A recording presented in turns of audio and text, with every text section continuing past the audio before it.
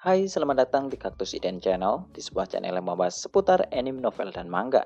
Di video kali ini, kita bakalan membahas cerita dari Mushoku Tensei, atau lebih tepatnya, kita akan membahas mengenai kisah percintaan dari Aisyah. Dan sebelum kita mulai videonya, silakan subscribe terlebih dahulu untuk mendukung channel ini. Dan jika sudah, kita mulai saja videonya. 3, 2, 1.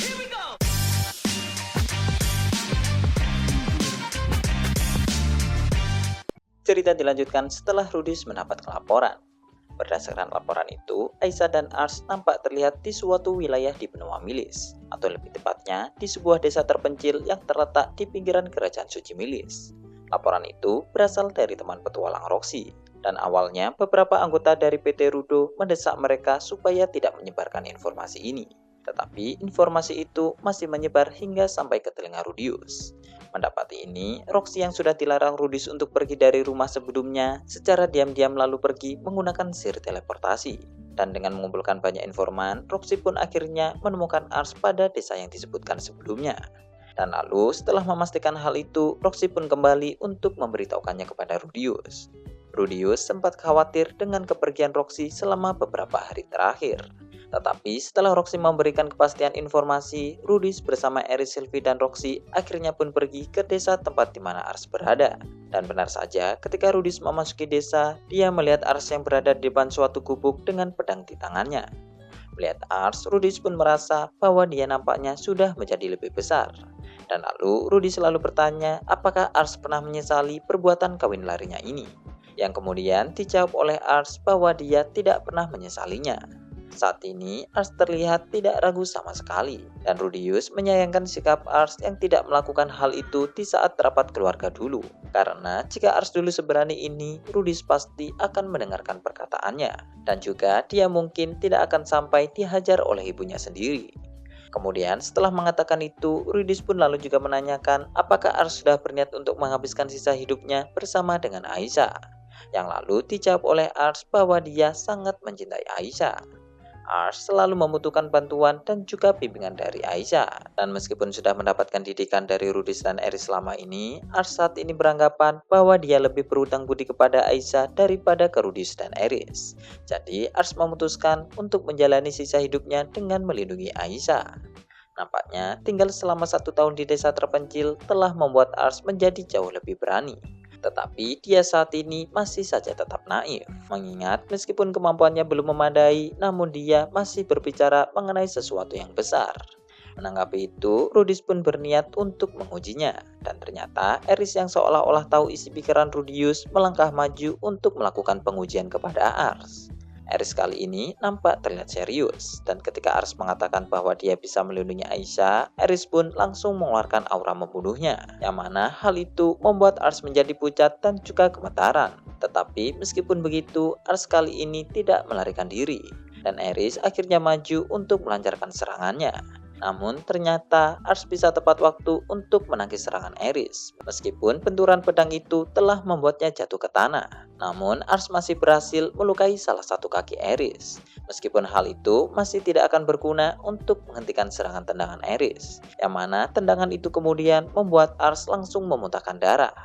Eris nampak tidak memperlihatkan belas kasihan.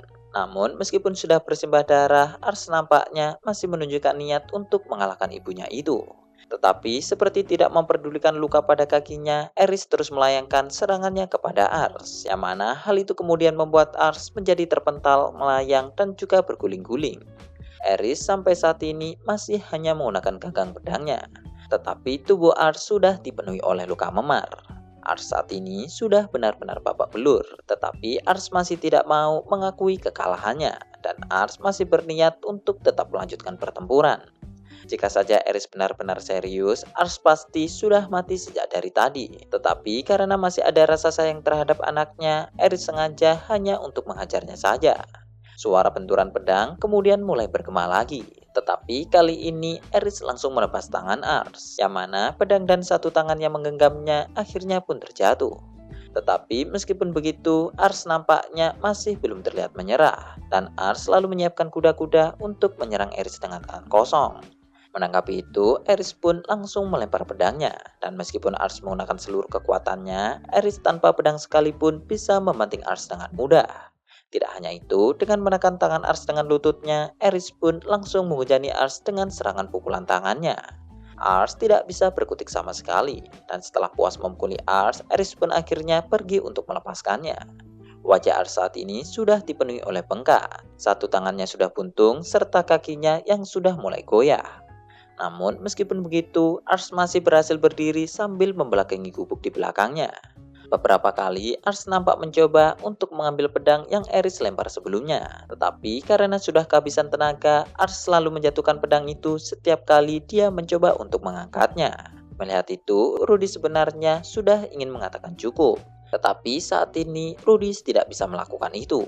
Sementara Aris mengatakan apakah Ars masih tidak menyerah.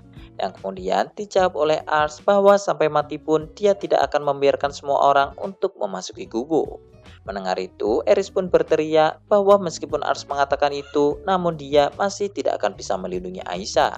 Aris cukup kecewa dengan tindakan Ars saat ini, karena Ars tidak berpikir tentang apa yang akan terjadi jika dia sampai mati, yang mana musuh bisa saja tetap bergerak untuk menyerang Aisyah. Dengan kata lain, Aisyah masih tidak akan terlindungi meskipun Ars mati untuk melindunginya. Sambil memperlihatkan kekecewaannya, Aris pun lalu juga mulai membandingkan antara Ars dan juga Rudius. Dimana jika Rudius dalam posisi Ars saat ini, Rudius pasti tidak akan berniat untuk mati di tangan siapapun. Bahkan saat Rudius kalah melawan Orsted dulu, Rudius bersedia membuang semua harga dirinya dan memohon kepada Orsted supaya Orsted melindungi keluarganya. Mendengar itu, Ars nampak tidak percaya dengan perkataan Aris, mengingat Rudius saat ini berteman baik dengan Orsted. Namun, meskipun Ars tidak percaya, namun hal itu masih sebuah kenyataan. Dan Rudius mengakui hal itu meskipun dia merasa sedikit malu. Sementara itu, Roxy lalu juga menceramai Ars supaya dia memikirkan apa yang akan terjadi kepada Aisyah jika dia sampai mati di dalam pertempuran. Memikirkan itu, Ars pun akhirnya melepaskan pedang yang dia coba angkat sebelumnya. Dan bersamaan dengan itu, air mata Ars akhirnya mulai menetes, hingga akhirnya Ars pun jatuh pingsan. Meskipun saat ini Rudius melihat anaknya jatuh bersimbah darah, anehnya Rudius masih bisa bersikap dengan tenang. Ars masih belum dewasa, dan juga dia masihlah tetap naif. Tetapi keberanian berani bertarung sampai mati demi orang yang disayangi patut untuk diapresiasi. Namun meskipun begitu, jika dia sampai berakhir mati, maka hal itu akan mengakibatkan masalah lain. Tidak hanya orang yang dia lindungi menjadi terancam, namun mereka juga pasti akan menjadi merasa sedih. Sambil memikirkan Ars yang nampaknya sudah bisa mulai berdiri sendiri, Rudius pun kemudian melangkah untuk menemui Aisyah. Sementara Sylvie akan menangani sisa permasalahan yang berada di luar. Rudius datang ke desa ini untuk mengecek perkembangan dari Ars dan Aisyah. Tetapi Rudius juga harus membereskan masalah ini secepat mungkin. Dan lalu sembari Sylvie mulai menyembuhkan Ars, Rudius pun akhirnya mulai memasuki gubuk. Kemudian cerita berpindah ke dalam sudut pandang Aisyah. Aisyah adalah anak yang terlahir sebagai seorang yang jenius. Sejak kecil, Aisyah bisa dengan cepat mempelajari banyak hal sekaligus, dan bahkan kemampuannya ini terus berkembang setelah bencana metastasis terjadi. Pada waktu bencana itu, Lilia dan Aisyah diteleportasikan ke wilayah kerajaan Chiron. Dan di sana, mereka kemudian dipaksa menjadi pelayan abadi oleh Pax hanya karena tuduhan bersalah akibat berhubungan dengan Roxy Migurdia. Meskipun Aisyah pada waktu itu masih terlalu kecil, namun Pax tidak terlalu peduli dengan hal itu, yang mana hal itu kemudian membuat para pelayan lain bersimpati dan mulai mengajari Aisyah tentang berbagai hal, yang mana dari sanalah Aisyah bisa mempelajari teknik untuk berkomunikasi dengan orang lain, seperti bersikap sopan dan juga yang lainnya. Aisyah sangatlah cerdas, dan hanya perlu diajari satu kali saja, dia akan bisa meniru dari apa yang diajarkan secara sempurna. Dan karena inilah, Aisyah kemudian mulai menganggap semua orang bodoh kecuali dirinya sendiri. Di saat ketika Aisyah masih terkekang oleh Pax, Aisyah berpikir bahwa masa depannya pasti akan suram. Sebenarnya, ketika Aisyah mengeluh ini kepada Lilia, Lilia memberitahu Aisyah bahwa ada pilihan lain, yaitu dengan Aisyah mengabdi kepada kakaknya sendiri. Namun ketika Aisyah mendengar cerita tentang kakaknya dari ibunya, Aisyah masih berpikir bahwa jika dia ikut dengan kakaknya, masa depannya masih tidak akan terlalu cerah. Mengingat kakaknya itu diketahui mesum dan juga terobsesi dengan sebuah sempak.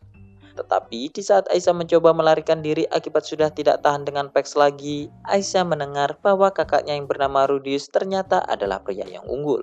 Karena tidak hanya sudah menguasai sihir level tinggi, namun menurut kabar kakaknya itu memiliki perilaku yang sopan dan juga memiliki banyak teman yang hebat. Yang mana hal itu sangat berbeda dengan sosok kakak mesum yang selama ini Aisyah pikirkan. Mengetahui itu, Aisyah kemudian berpikir nampaknya melayani kakaknya tidak akan terlalu buruk jika dibandingkan dengan perlakuan Pax. Namun sayangnya ketika Aisyah mencoba mengirimkan surat untuk kakaknya itu, dia telah dikejar oleh dua orang pria dewasa dan mereka telah merobek surat yang akan dikirimkan ke Rudius. Pada waktu itu, Aisyah benar-benar sangat memerlukan bantuan, hingga akhirnya ada sesosok pangeran yang telah menyelamatkannya. Yang tak lain, orang itu adalah kakaknya sendiri. Dan sejak itulah Aisyah berpikir bahwa mungkin nasibnya akan sama dengan ibunya sendiri, yaitu mengabdi pada suatu keluarga dan melahirkan anak dari hubungan gelap dengan tuannya sendiri. Aisyah tahu bahwa itu adalah sesuatu yang salah, tetapi Aisyah tidak akan keberatan selama tuannya itu adalah Rudius. Aisyah tidak memiliki cita-cita yang tinggi, dan apa yang menjadi tujuannya hanyalah hidup bahagia bersama dengan orang yang dia sayangi. Hingga akhirnya ketika dia hidup bersama dengan Rudius, impiannya itu hampir saja terwujud. Keluarga Rudius sangatlah harmonis, dan di dalam rumah Aisyah bertanggung jawab atas pekerjaan rumah, dan Aisyah ternyata juga berbakat dalam urusan bercocok tanam. Terlebih ketika Rudius memintanya menanam tanaman padi yang belum pernah dia lihat sebelumnya, Aisyah menjadi cukup tertantang untuk memenuhi permintaan kakaknya itu. Sejak kecil, Aisyah sebenarnya memiliki sebuah sifat yang buruk, yaitu dia masih suka meremehkan orang lain, meskipun dia masih memiliki sifat untuk menghargai orang itu. Namun, meskipun bisa hampir melakukan apapun, ada satu hal yang membuat Aisyah menjadi tidak percaya diri, yaitu statusnya sebagai anak Lilia. Lilia sangat jarang memuji Aisyah, malahan Lilia hanya selalu memuji Non dan juga Rudius saja. Yang mana karena alasan itulah Aisyah akan menjadi merasa sangat tidak berguna jika dia sampai mengalami kegagalan. Dan jika Aisyah sampai mengalami kegagalan, Aisyah akan berusaha untuk segera memperbaikinya, atau Aisyah akan menyalahkan orang lain atas kesalahan itu. Selama mengikuti Rudius, Aisyah sangat menyukai kakaknya itu, tetapi Aisyah tidak mengetahui arti kata cinta yang sebenarnya. Hingga akhirnya ada dua hal penting yang telah menyadarkannya akan hal itu. Yang pertama adalah kelahiran dari Ars Clerat. Berbeda dengan dua anak Rudius yang lahir sebelumnya, saat Ars lahir, Aisyah merasakan bahwa ada sesuatu yang berbeda, dan hal itu membawa kebahagiaan ke dalam diri Aisyah. Yang mana sejak pada waktu itulah Aisyah kemudian perlahan mulai berubah. Aisyah mulai tidak lagi mementingkan tugas hariannya, bahkan Aisyah juga tidak mementingkan urusan di PT Rudo lagi. Dan apa yang dilakukan oleh Aisyah hanyalah merawat Ars saja. Aisyah sangat menantikan momen di mana Ars bisa tumbuh besar dan berkembang. Dan setelah sekian lama, Aisyah kemudian menyadari bahwa dia nampaknya telah jatuh cinta. Kemudian untuk hal yang kedua adalah pernikahan dari Non. Sebelumnya, Aisyah tidak pernah membayangkan bahwa Non akan menikah dengan Ruiger. Mengingat tidak hanya berbeda ras, namun mereka berdua juga terpaut umur yang sangat jauh. Non selalu menceritakan betapa dia mencintai Ruiger, tetapi Aisyah tidak memahami itu karena Aisyah tidak paham dengan arti kosakata kata cinta. Aisyah memang menyukai Rudius, tetapi dia tidak tahu apakah perasaan itu adalah perasaan cinta. Jika saja Rudius sampai ingin menikahinya, Aisyah pasti tidak akan menolaknya. Namun bagi Aisyah, hubungan itu hanya akan seperti sebatas tuan yang memanfaatkan pelayannya saja. Dan saat Aisyah mengatakan bahwa dia sebenarnya tidak paham dengan kata cinta, Non yang mendengar itu nampak terlihat kaget, karena Aisyah ternyata tidak bisa memahami hal yang sangat sederhana itu. Bagi Aisyah, Non selama ini adalah orang yang terlalu menggunakan perasaan daripada logikanya, yang mana karena itulah Non menjadi egois dan tidak bisa berusaha semaksimal mungkin. Menurut Aisyah, jika dibandingkan dengan Rudius, Non hanyalah seorang gadis yang idiot. Namun entah mengapa Lilia dan Zenith selalu memperlakukan Non seperti dia lebih istimewa darinya. Yang mana saat melayani Non, hal itu membuat Aisyah menjadi mengalami stres. Terlebih, Non juga sering menyebabkan masalah untuk Rudius yang merupakan orang yang paling dihormati oleh Aisyah. Dan karena beberapa alasan itulah, Aisyah pun kemudian mulai membenci Non. Aisyah terus meremehkan kemampuan Non. Tetapi setelah Non menikah, Aisyah merasa bahwa dia telah kalah dari Non. Nampaknya Non menjadi semakin tumbuh dewasa karena dia telah bersekolah di akademi, yang mana hal itu adalah sesuatu yang tidak pernah didapatkan oleh Aisyah.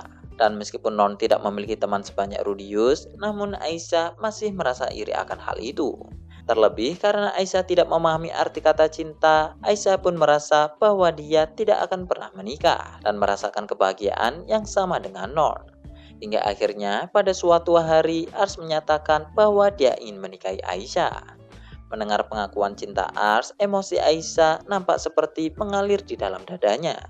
Di mata Aisyah, Ars memanglah orang yang istimewa. Karena meskipun Ars tidak berprestasi, namun entah mengapa Aisyah tidak mempermasalahkan hal itu.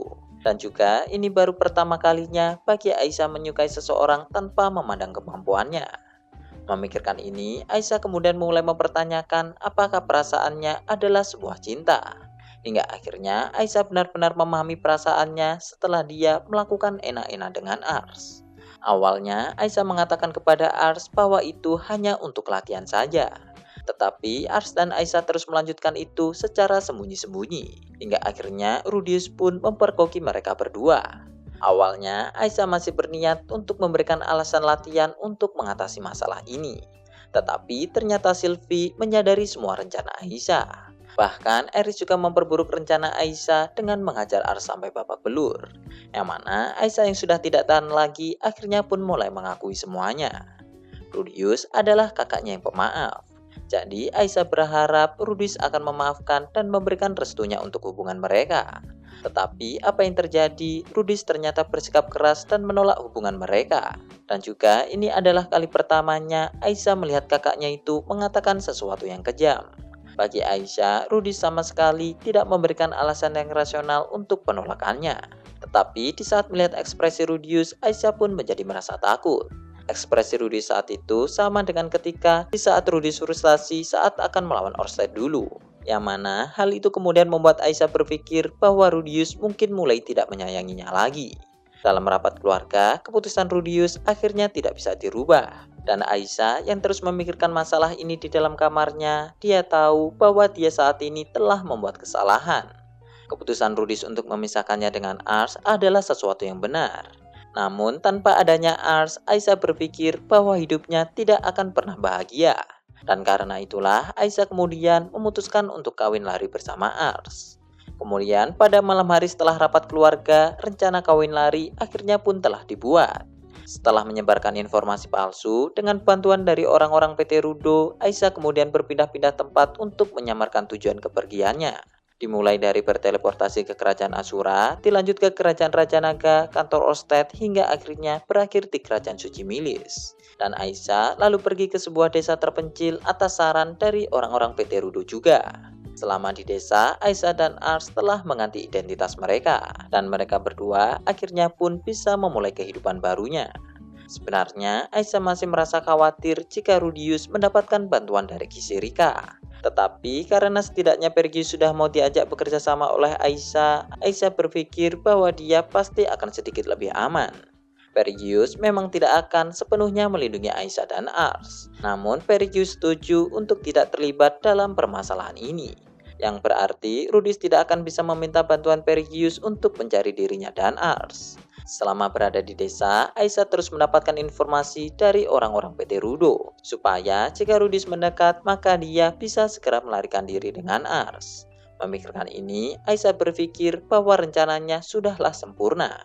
Hingga akhirnya Aisyah pun telah hamil. Dan karena tubuhnya menjadi semakin lambat, maka Aisyah menjadi kesulitan untuk menghubungi orang-orang di PT Rudo. Dengan kata lain, sekarang hanya tinggal menunggu waktu saja hingga Rudius akhirnya menemukan mereka berdua. Sebenarnya Aisyah sudah memikirkan berbagai cara untuk mencari jalan keluar. Tetapi karena Aisyah sudah hamil tua, dia saat ini sudah tidak bisa lari lagi. Dan lalu cerita kemudian kembali ke arah sudut pandang Rudius, di mana Rudius saat ini telah memasuki gubuk yang telah dijaga oleh Ars sebelumnya. Dan di dalam gubuk sudah ada Aisyah yang tengah sedang hamil tua. Oke, sekian dulu untuk pembahasan di video kali ini. Pembahasan selanjutnya mungkin akan kita bahas di video selanjutnya. Jangan lupa tulis pendapat kalian di kolom komentar dan juga like dan subscribe. Terima kasih sudah mendengarkan dan goodbye.